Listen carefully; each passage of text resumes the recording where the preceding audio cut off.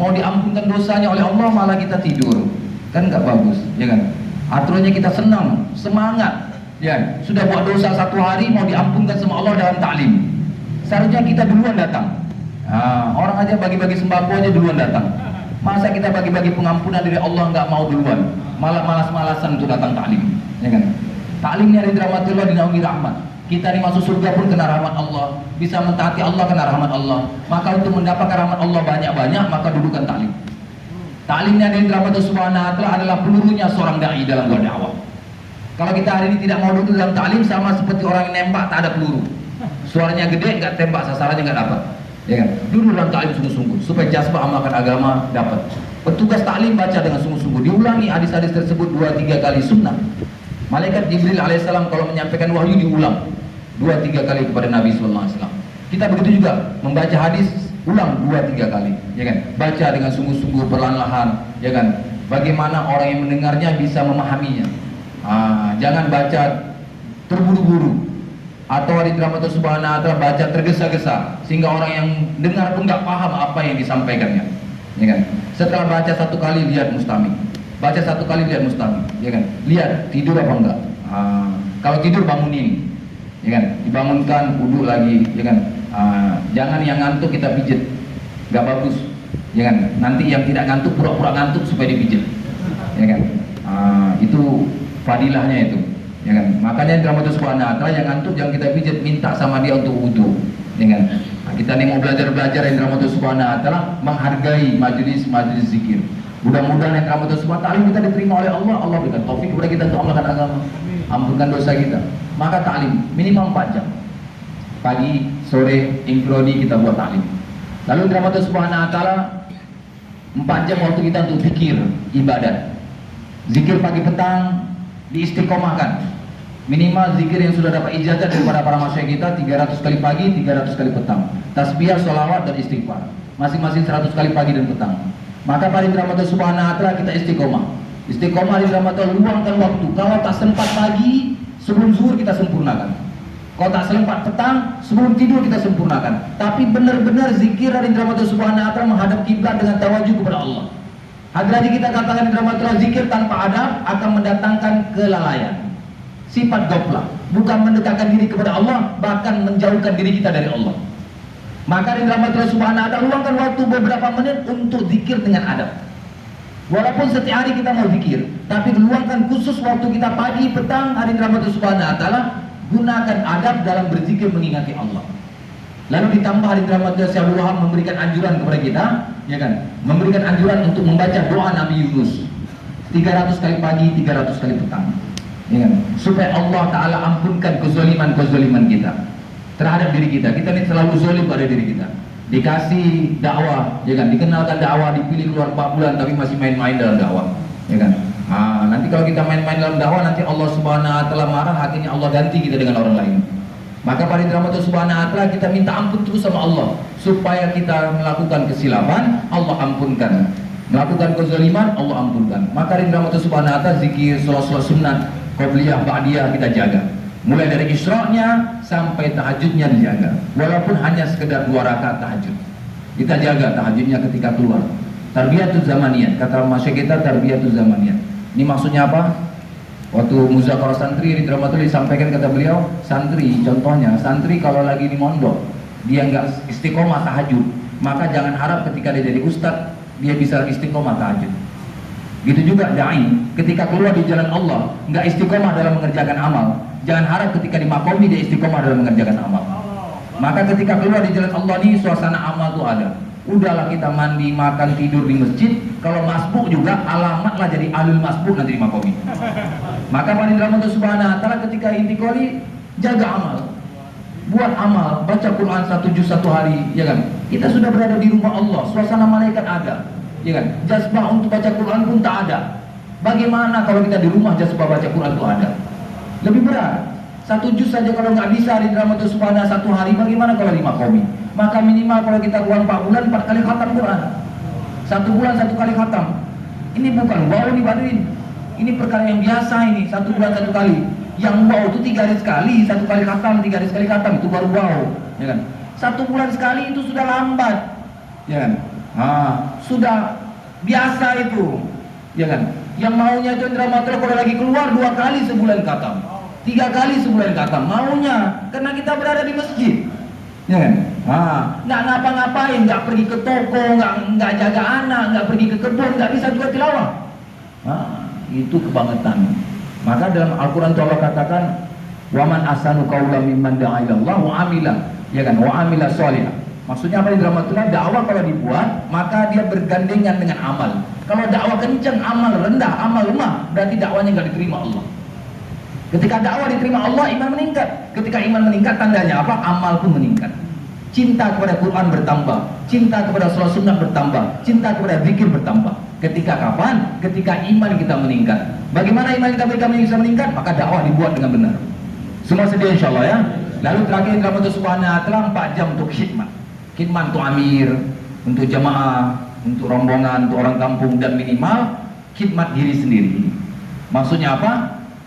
Tidak menyusahkan orang. Jangan susahkan orang dengan perkataan kita dan perbuatan kita. Urus keperluan kita diri sendiri. Jangan barang-barang kita diurus orang lain. Atau kita ketinggalan barang, itu sama saja menyusahkan orang lain. Gara-gara ketinggalan barang yang dalam Subhanahu wa ta'ala, orang kampung susah mengantarnya lagi sama kita, ya kan? Maka kita urus barang kita sendiri, ya kan? Kalau kita nggak bisa membantu orang lain mengurus barang mereka dan sebagainya, maka barang-barang kita urus sendiri. Jangan orang lain yang mengurus. Dan perkataan kita jaga, sehingga jangan sampai gara-gara kita ngomong orang lain nggak bisa makan, ya kan? Banyak seperti itu yang dramaturgi, gara-gara perkataan nggak mau makan dia, tidur pun nggak nyenyak gara-gara perkataan kawannya. Makanya kita berhati-hati dalam berbicara. Maka khidmat, minimal khidmat diri sendiri. Maka 4 jam kita waktu kita untuk khidmat. Semua sedia insyaAllah. 4 jam dakwah, ta'lim, zikir, khidmat. 16 jam, sisanya waktu 8 jam. Untuk apa? 2 jamnya untuk keperluan, mandi, nyuci, makan, minum. 1 hari itu, ya kan? Masa 2 jam untuk nyuci nggak bisa, ya kan? Ngapain aja tuh nyuci 2 jam, ya kan? Makan, minum, ya kan? 2 jam cukup tuh insyaAllah, ya kan? Sisanya 6 jam untuk tidur dan istirahat. Cukup insya Allah 6 jam. Cukup lah, ya kan? Kita ini keluar bukan mau balas dendam, ya kan? Yang nggak pernah tidur siang, kita keluar banyak yang tidur siang. Seharusnya dalam Subhanahu wa ta'ala ketika kita di rumah nggak tidur siang, keluar di jalan Allah begitu juga lah seharusnya. Ini di rumah kita nggak pernah tidur siang, dari pagi sampai sore di toko, dari pagi sampai sore di kebun, nggak tidur-tiduran, ya kan? Waktu keluar balas dendam, maunya tidur pagi, siang, malam, jangan. Maka di dramaturg 6 jam saja tidur. Jangan kita potong, ya kan? Jangan kita gunakan waktu yang lain. Jangan gunakan taklim untuk tidur, bayan untuk tidur, jangan lagi. Udah waktu tidurnya sudah ada 6 jam. Jangan kita korupsi. Dan ini juga banyak korupsi. Waktu taklim digunakan untuk tidur, waktu bayan digunakan untuk tidur, ya kan? Sudah ada waktunya, sudah diberikan waktu 6 jam. Gunakan saja 6 jam itu. Taklim ya taklim, dengar bayan ya dengar bayan. Seperti itu. Udah waktunya. Setiap amal ada waktunya, setiap waktu ada amalnya. Maka kita gunakan waktu-waktunya dengan amal-amal yang Allah Subhanahu wa ta'ala suka. Maka mari dalam Subhanahu wa ta'ala apabila kita gunakan waktu kita, mengatur waktu kita seperti itu selama 24 jam, maka secara otomatis dalam Subhanahu wa ta'ala secara otomatis maka dengan sendirinya masa-masa yang lain-lainnya akan terkurangi. Masa makan minum akan terkurangi, ya kan? Masa tidur istirahat akan terkurangi dengan sendirinya. Masa bicara sia-sia, masa keluar masjid pun akan terkurangi. Karena waktu kita sibuk dengan amal, sibuk dengan dakwah, ta'lim, zikir ibadah dan khidmat, ya kan? Sehingga waktu-waktu yang lain untuk yang lain terkurangi. Masa makan kita yang dramaturgi kapan diberikan makan oleh petugas khidmat itu baru kita makan, ya kan? Kapan diberikan minum oleh petugas, maksudnya minum oke saja kita minum sendiri, ya kan? Kalau nggak dikasih kita bisa minum. Maksudnya makan, ya kan? Jangan pergi lagi ke warung, ke sana, ke sini. Udah, ya kan? Biasanya jemaah gerak nih yang dramaturgi tak lebih daripada 3 kali dia makan dalam sehari. Terkadang bisa 5 kali. Maka di dalam Subhanahu wa ta'ala waktunya diatur. Jangan sampai waktu taklim pagi kita gunakan untuk break, jangan. Nggak ada potong-potongan ya, nggak ada potongan waktu, potongan ini nggak ada. Maka waktu taklim 2,5 jam khusus taklim, ya kan? Kalau mau break setelah taklim, jangan dipotong-potong di dalam taklim 2,5 jam ada breaknya, ya kan? Makannya cuma teh dengan roti, tapi sampai 2,5 jam, sampai setengah jam, sehingga terpotong taklimnya banyak. Udah 2,5 jam khusus taklim. Petugas khidmat diberitahu kalau mau kasih break dengan berbaik hati, maka setelah taklim disuguhkan. Ya, jangan dipotong lagi itu taklim. Waktunya sudah ada. waktu zikir ibadat sudah ada, waktu khidmat sudah ada. Maka di rahmat Subhanahu wa taala masa tidur istirahat pun kita kurangi. Usahakan, kita nih keluar kita usahakan belajar bermujahadah. Kalaupun yang rahmat Subhanahu wa taala kalau lebih bagus yang rahmat Allah misalnya 6 jam diberikan waktu tidur, kita korbankan. 1 jam ini saya korbankan untuk kepentingan istimewa, supaya manusia dapat hidayah. Yang makannya jatahnya 30 suap, saya korbankan 1 suap untuk dapat hidayah semua orang. Mengorbankan keinginan kita untuk Allah senang kepada kita. Ya kan? Usahakan begitu. Niat sama Allah Subhanahu wa taala supaya apa? Supaya Allah Subhanahu wa taala ridho. Setiap kita buat amal, salat 2 rakaat doa sama Allah, 1 saja kesuksesan istimewa. Maka pada rahmat Subhanahu wa taala kita kurangi perkara itu. Lalu yang rahmat Subhanahu wa taala jaga 4 perkara. Ketaatan kepada amir jaga. Ya, apa saja diputuskan oleh amir selama tidak melanggar syariat, kita taat. Ya, kita taati. Kalau sudah melanggar syariat, tidak usah kita taati. Sudah melanggar perintah Allah dan Rasul, jangan ditaati. Tapi selama tidak melanggar syariat, kita taat. Sami'na wa ta'na, ya kan? Taat kepada amir-amir jemaah. Walaupun mereka lebih muda daripada kita, walaupun mereka lebih rendah daripada kita dan sebagainya, maka kita taat, belajar taat. Di dalam taatan, dalam ketaatan ada hidayah. Yang kedua, jaga amal istimai dan sempurnakan infradi amal. Selama kita keluar, istimai amal dijaga. Ada 8 amal istimai. Pertama itu musyawarah. Maka dudukkan semua jemaah dalam musyawarah. Jangan sampai ada 1 orang pun yang tidak duduk dalam musyawarah. Yang kedua, ta'lim. Ta'lim ini juga amal istimai. Semua orang, petugas khidmat juga duduk dalam ta'lim. Ya kan? Kapan petugas khidmat bergerak? Ketika halaqah tajwid selesai baru dia bergerak. Ya kan? Awalnya duduk dalam ta'lim dulu. Ya kan? Sehingga nanti ada rahmat Subhanahu wa taala datang ke pasar, datang ke warung membawa kebaikan, membawa nur daripada kalam Allah dan kalam Rasul. Ya kan? Setelah halaqah tajwid baru dia bergerak. Ya kan? Maka pada rahmat Subhanahu wa taala, setelah itu pada rahmat Subhanahu wa taala jaulah. Jaulah ini juga istimewa amal. Maka semua orang dilibatkan dalam jaulah. Jaulah ini tulang punggungnya dakwah, umumian. Lalu bayan, ini juga istimewa amal. Dudukkan semua dalam bayan. Walaupun hari ini kita mau ikram orang kampung misalnya, maka siapkan sebelum jaulah. Nanti ketika bayan menjelang taskil, baru hari rahmatullah subhanahu wa ta'ala kita suguhkan makanan. Bukan mulai dari jaulah sampai bayan kita nggak buat, ya kan? Kita berada di dapur, tidak. Siapkan sebelum jaulah. Sehingga nanti ketika jaulah kita masih bisa ambil bagian, ketika kebayang kita masih bisa duduk alim rahmatullah subhanahu wa ta'ala. Ketika menjelang taskil baru kita suguhkan makanan, seperti itu. Lalu rahmatullah subhanahu wa ta'ala safar. Safar juga istimewa amal. Maka kita atur safar dengan baik sehingga tidak ada yang terlepas daripada jemaah, tidak ada yang tercecer daripada jemaah. Salat berjemaah juga istimewa amal. Setiap kita punya tanggung jawab untuk menjaga salat berjemaah tanpa ketinggalan takbiratul ula selama 600 kali dalam 4 bulan. Ya kan? Sempurnakan amal 600 kali salat berjemaah tanpa ketinggalan takbiratul ula. Maka amir punya tanggung jawab untuk menjaga waktu-waktu makmurnya. Maka di rahmat subhanahu wa ta'ala suruh azan semuanya dibangunkan. Ingat, kalau sudah istirahat bangunkan sehingga mereka sudah buat persiapan, sehingga tidak terburu-buru. Apalagi kalau kita misalnya daerah-daerah kampung-kampung mungkin tempat duduknya jauh, maka diberikan waktu lebih banyak, dibangunkan lebih cepat supaya tidak terburu-buru sehingga tidak ketinggalan takbiratul ula bersama imam. Ya kan? Selanjutnya rahmatullah makan minum itu istimewa amal. Tidur juga istimewa amal. Diatur 8 istimewa amal ini dengan baik supaya setiap jemaah mengerjakannya. Karena ketika kita mengerjakan istimewa amal, ya kan, maka kita menjaga istimewa amal, maka di rahmat subhanahu wa ta'ala Allah subhanahu wa ta'ala akan mudahkan turunnya hidayah. Dan buat 5 jaulah. Jaulah umumi, khususi, tashkili, usuli, ta'limi, buat 5 jaulah setiap hari supaya dimudahkan taskilan. Lalu di rahmat subhanahu wa ta'ala apabila berbenturan istimewa amal dengan infradi amal, maka infradi amal ditangguhkan, ditunda. Lalu kita sempurnakan setelah istimewa amal selesai. Bukan ditinggalkan, tapi ditunda. Setelah istimewa amal selesai, baru nanti infradi amal disempurnakan. Jangan kita lupakan infradi amal. Infradi amal ini yang dirahmati Allah, pendukung istimewa amal. Ketika infradi amal kita jaga, maka kita akan dimudahkan menjaga istimewa amal. Tapi kalau infradi amal terlepas, maka sedikit demi sedikit kita akan lalai dari istimewa amal.